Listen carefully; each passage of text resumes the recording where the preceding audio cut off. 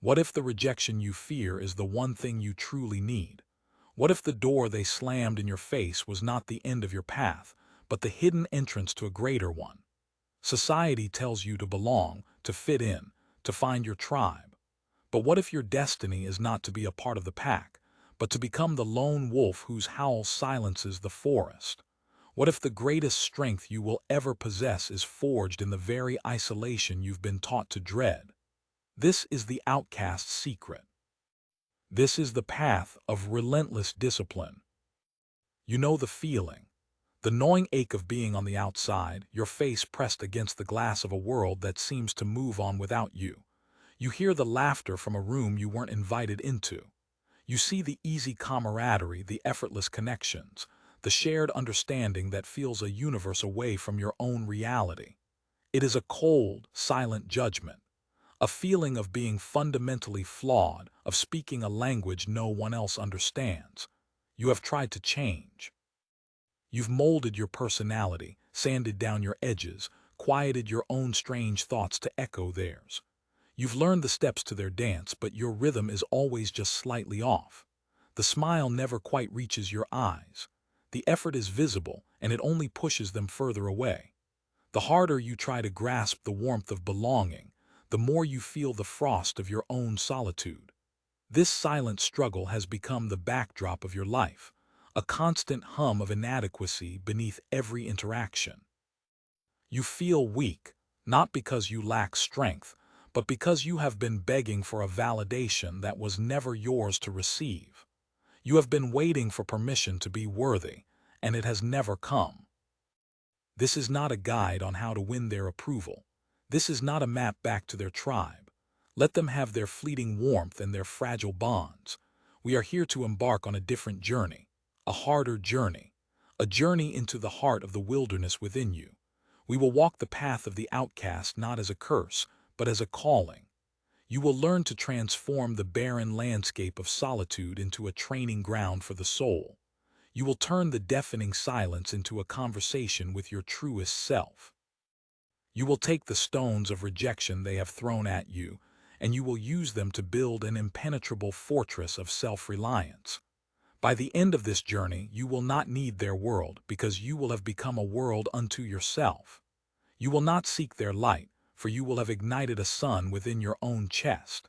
This is the promise, to become so powerful, so centered, so unshakably disciplined, that the question of belonging becomes utterly irrelevant. Here is the first, brutal and liberating truth you must accept. Stop trying to get back in. The war for their acceptance is over, and your surrender is your first true victory. The moment you turn your back on that locked door is the moment your real life begins. Their rejection is not a punishment, it is a gift. A jagged, painful gift, but a gift nonetheless. It is the severing of a chain. As long as you crave their nod, their smile, their inclusion, you are their slave. Your emotions rise and fall with their whims. Your self-worth is a puppet and their opinion pulls the strings. To be cast out is to be set free. Free from the exhausting performance of being someone you are not. Free from the quiet desperation of seeking value outside of yourself. Your exile is your emancipation. Embrace it. Let the cold reality of it wash over you. You are alone. Now, for the first time, you are free to build without their permission, without their judgment, and without their rules. This acceptance is the sacred ground upon which you will build your new self. This new path begins in the void they left behind. When the noise of their expectations fades, you are met with a profound and terrifying silence. This is the outcast's wilderness. Others fear it. They fill it with distraction, with meaningless noise, with the endless scroll of a glowing screen, anything to avoid the confrontation with the self. But for you, this silence is now a sanctuary. It is the forge. It is the great echoing chamber where your true voice, long drowned out, can finally be heard. Solitude is not emptiness, it is a canvas. It is the clean slate upon which you will write your own laws and define your own values. The first practice in this sanctuary is to listen. Sit in the quiet, feel the discomfort, feel the loneliness. Do not run from it, stare into its eyes. What is it telling you? It is revealing the hollow spaces within you that you were trying to fill with the approval of others. It is showing you the foundations of your own being which have crumbled from neglect. The Stoic philosophers had a practice called negative visualization, where they would imagine losing everything they held dear to appreciate it more. The Outcast's version is different. You must imagine never being accepted.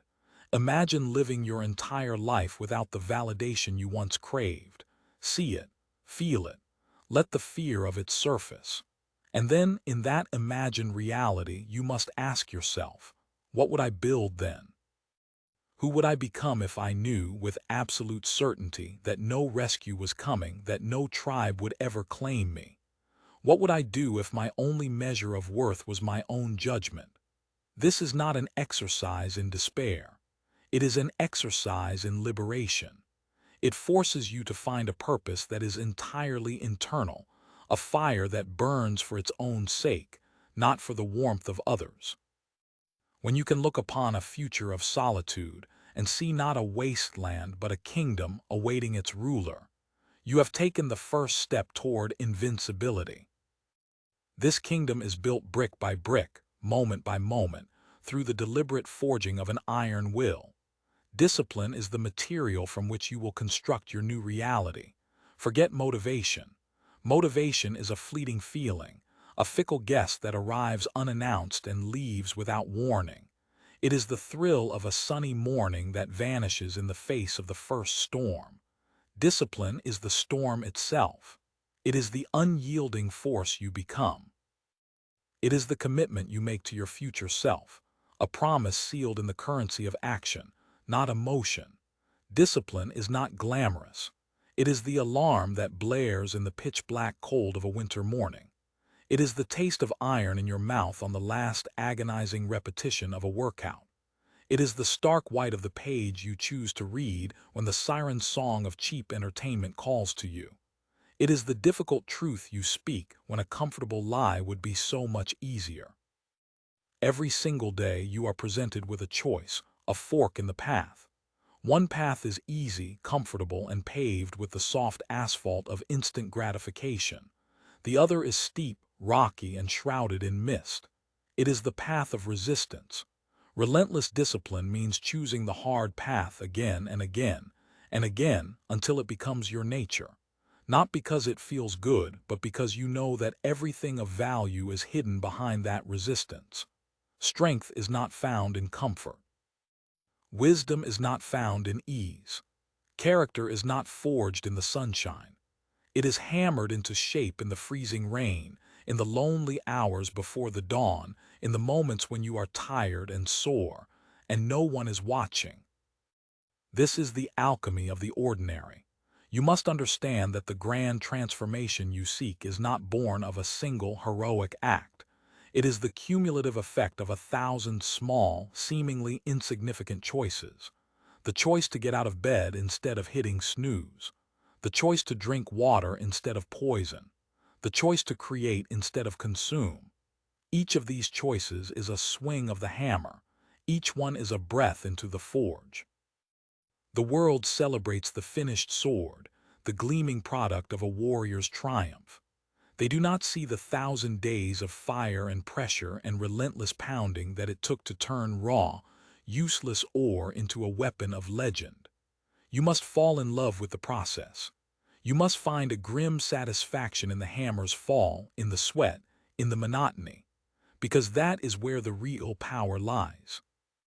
The outcast carries wounds. This is an undeniable truth. The barbs of ridicule, the sting of betrayal, the cold shoulder of indifference, these are not easily forgotten. They live in your memory as ghosts, whispering doubts in your weakest moments. The common path is to let these wounds fester, to allow them to harden into bitterness and resentment. This is the path to a self-imposed prison where you remain a victim for the rest of your days. The warrior's path, the outcast's path, is different. It is the path of alchemy. You must learn to transmute your pain into power. You must see your wounds not as marks of shame, but as sources of incredible, untapped energy. Every insult you have ever endured is a stone. You can let it weigh you down, sinking you into a sea of self-pity, or you can retrieve it and use it to build the foundation of your fortress. Every time someone underestimated you, they handed you the gift of invisibility, allowing you to work, to build, to grow in the shadows, unburdened by their expectations. When they see you again, you will not be the person they remembered. You will be the storm they never saw coming. Every betrayal has sharpened your senses. It has taught you to read the subtle currents of human nature, to distinguish between a genuine alliance and a fair-weather friendship. It has made you a better judge of character, a skill more valuable than gold. Pain is a teacher, the most ruthless and effective teacher you will ever have. It strips away the non-essential. It burns away the trivialities and illusions. It forces you to confront the raw, unvarnished truth of your existence. The Stoic principle of the dichotomy of control is your greatest weapon in this alchemical process. There are things you can control and things you cannot. You cannot control the actions of others. You cannot control their opinions, their judgments, or their decisions. To waste even a single moment of your life wishing they would act differently is to set yourself on fire and hope they feel the heat. It is madness. What you can control is your response. You can control the meaning you assign to events. You can control the actions you take in the face of adversity. Their rejection is an external event. It is neutral. It is simply data. You have the power to label that data. Is it a confirmation of your worthlessness? Or is it the catalyst for your rebirth? Is it a curse? Or is it the call to adventure you have been secretly waiting for? When you truly internalize this, you become untouchable. Their words can no longer pierce your armor because you understand that their words are about them, their fears, their insecurities, their limitations. They are not about you. You are no longer a leaf blown about by the winds of social opinion. You are the mountain. The wind may howl, the rain may beat down, but the mountain remains. Its strength is not in its resistance to the storm, but in its indifference. Your focus shifts entirely from the external world of their making to the internal world of your own. This is where your true power lies. This is where you become the architect of your own reality. With a will of iron and a heart that has learned to metabolize pain, you now stand ready to build. But what do you build? A life of aimless discipline is a fortress without a king, a weapon without a purpose. You need a mission. A grand, overarching purpose that is so compelling, so deeply resonant with your soul, that it pulls you out of bed in the morning. This mission must be entirely your own. It cannot be something you do to prove them wrong. That is still living in their world by their rules. To build your life as a reaction to their rejection is to give them power over you forever. Your mission must be born from your own deepest values, your own unique curiosity, your own intrinsic desires. What is the great work you are meant to do? What skill do you wish to master to the point of artistry? What knowledge do you seek to acquire? What physical peak do you wish to attain? Your mission should be audacious. It should scare you a little. It should feel just beyond your current grasp. This is your North Star. It is the single point on the horizon that will guide all of your decisions. When faced with a choice, you will no longer ask, "What is easy?" or "What do I feel like doing?" You will ask, "Does this move me closer to my mission?" This simple question is a filter that purifies your life, eliminating everything that is trivial, distracting, and meaningless. Once you have your mission, you must build the systems to support it. Goals are destinations. Systems are the road you build to get there. A goal is to write a book. A system is to write 500 words every single day, no matter what. A goal is to be in great physical shape. A system is to never miss a planned workout. The system is where the discipline lives. It is the daily, repeatable, unsexy process that guarantees progress. You must structure your day like a military commander planning a campaign. The enemy is not some external foe. It is your own entropy, your own laziness, your own desire for comfort. You must conquer this internal enemy every single day. Your morning is the first and most important battleground. Win the morning and you win the day. The moment you wake, you must resist the pull of the digital world. Do not touch your phone. The world can wait. The first hour of your day belongs to you and your mission. This is your sacred time. It could be spent in intense physical training, in deep meditation, in focused reading, or in strategic planning. How you use this first hour sets the tone for everything that follows. You are not reacting to the world's demands. You are proactively imposing your will upon your own life. You are the cause, not the effect. This is the mindset of the sovereign, the ruler of the self. As you walk this path, something remarkable begins to happen. Your perception of the world changes. You develop what can only be described as the gaze of the unseen. Having spent so much time outside the system, you begin to see the system for what it is. You see the invisible strings that manipulate the herd. You see the desperate dance for status, the fragile egos propped up by likes and comments, the quiet desperation behind the carefully curated smiles.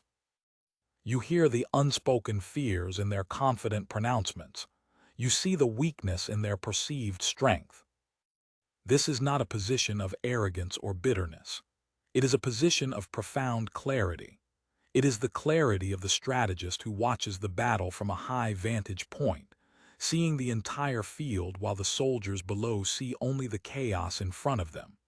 You see that the tribe you once longed to join is often a cage of its own, with its own unwritten rules, its own stifling pressures, its own penalties for dissent. You see that the price of their belonging is often the sacrifice of one's own soul. From your position in the wilderness, you see the truth of their world more clearly than they do. This clarity gives you a tremendous advantage. You are no longer swayed by popular opinion because you see the shallow roots from which it grows. You are not tempted by the fleeting pleasures they chase because you see the emptiness that follows. You move with a purpose and a deliberation that is baffling to them. They operate on emotion and impulse. You operate on logic and discipline. They are playing checkers. You are playing chess. This gaze is a form of power. It allows you to navigate the social landscape with a calm detachment, to interact without being entangled, to observe without being absorbed. You are in the world, but you are not of it. Your center of gravity is located deep within yourself, not in the shifting sands of their approval. With this new perception comes a new form of confidence. It is not the loud, brittle confidence of the insecure man who needs to announce his presence. It is the quiet, immovable confidence of a mountain. It is a confidence that needs no external validation because it is forged in the fires of self-trust. Where does this trust come from? It comes from a single, powerful source, keeping the promises you make to yourself. Every single time you say you are going to do something, and you do it, you cast a vote for the person you want to become. When you promise yourself you will wake up at 5 in the morning and the alarm rings and you throw off the covers without hesitation, that is a vote. When you promise yourself you will finish a difficult task and you sit there and grind it out, ignoring every distraction, that is a vote. When you promise yourself you will not indulge in a destructive habit and the temptation rises and you look it in the eye and say no, that is a vote. These are not small things. These are everything. Each vote builds a mountain of evidence. Evidence that you are reliable. Evidence that you are disciplined. Evidence that your word, especially your word to yourself, is law. Your self-concept is built upon this evidence. You no longer hope you are a disciplined person. You know you are because you have the receipts. You have a long, unbroken chain of kept promises. This is the source of an unbreakable frame. When someone criticizes you, it doesn't shatter you because their opinion is just one data point, and you have thousands of data points of your own that prove your worth. When you face a setback, it doesn't destroy you because your belief in your ability to overcome is not based on wishful thinking, but on a history of enduring and conquering difficulty. This is inner strength. It is the feeling of solid ground beneath your feet in a world of chaos. It is the knowledge that, no matter what storm comes, the core of you will hold. This is the peace that surpasses all understanding, a peace that can only be earned in the lonely crucible of self-discipline. We have walked the long, hard road of the outcast. We have journeyed through the embrace of the void, learning to find strength in solitude. We have hammered our will on the anvil of daily discipline, turning soft desire into hard resolve. We have practiced the alchemy of pain, transmuting the poison of rejection into the nectar of power. We have become the architects of our own reality, guided by a mission of our own making. But what happens now? What happens when the world, the same world that cast you out, begins to take notice? For it will. Strength has a gravity, purpose has a light. The man who needs nothing from the world becomes intensely fascinating to it. This is the final stage of the journey, the metaphorical return of the king. But let us be clear, this is not about returning to the tribe that exiled you, seeking their belated approval. To do so would be to betray the entire journey. This is not about seeking a seat at their table. It is about realizing you have built your own table and a kingdom to surround it. The return is not a physical movement, but a shift in the dynamics of power. You are no longer the one on the outside looking in. You have become a center of gravity in your own right. People will be drawn to you. They will be drawn to the quiet confidence you exude, to the clarity of your purpose, to the unshakable foundation upon which you stand. The ones who once dismissed you will now seek your advice. The ones who ignored you will now compete for your attention. This is the most dangerous part of the path. The temptation will be immense. The temptation to finally receive the validation you once craved. The temptation to prove them wrong, to gloat, to say, "I told you so." This is the final test of the outcast's discipline. You must resist. You must remember that your strength was forged in their absence. Your power was built on a foundation of self-reliance, not their applause. To become dependent on their newfound admiration is to put the chains back on, just with a different master. You must wield this new influence with the same stoic detachment you cultivated in your solitude. You engage with the world on your own terms. Your time is your most valuable asset, and you do not give it away freely. Your energy is a precious resource, and you do not waste it on trivial matters or people who drain you. You are polite but firm. You are compassionate, but you are not a doormat. You lead not by shouting, but by example. Your life itself becomes a testament to the power of the path you have walked. You become a lighthouse, not a lifeboat. You do not rescue people from their storms. You stand firm, shine your light, and show them that it is possible to build on solid rock. The outcast no longer seeks belonging, for he has become the one to whom others wish to belong. He is no longer defined by their rejection, but by his own relentless creation. He is sovereign. Look back for a moment, not with regret, but with wisdom. Look back at the person you were when you felt most alone, most misunderstood, most rejected. See that person not as a victim, not as a failure, but as the uncarved stone. See the immense potential locked within that pain. That person was not weak. They were simply waiting for the chisel. Discipline was that chisel. Every hard choice, every moment of resistance, was a strike that chipped away the excess, the doubt, the weakness, revealing the masterpiece that was always there beneath the surface. When was the last time you truly honored that person's struggle by making the hard choice today? What is the first promise you will make to that person right now? A promise you will keep no matter the cost, as the first payment on the debt you owe your future self. The path of the outcast is not a curse. It is a coronation in disguise. It is the universe's harsh but necessary way of isolating a warrior so he can be forged without distraction. It is the crucible that burns away everything you are not, leaving only the unshakable, indestructible core of who you were always meant to be. The pain was a gift. The solitude was a blessing. The rejection was your liberation. Stop looking at the closed doors of your past. Turn around. Before you lies an open wilderness, a kingdom of your own making, waiting for its ruler. Your throne is forged from discipline. Your crown is made of self-respect. Leave the world of whispers and shadows and their petty judgments behind. Your epic adventure has just begun. The question is no longer if you can build your world. The only question left is, what will you build first?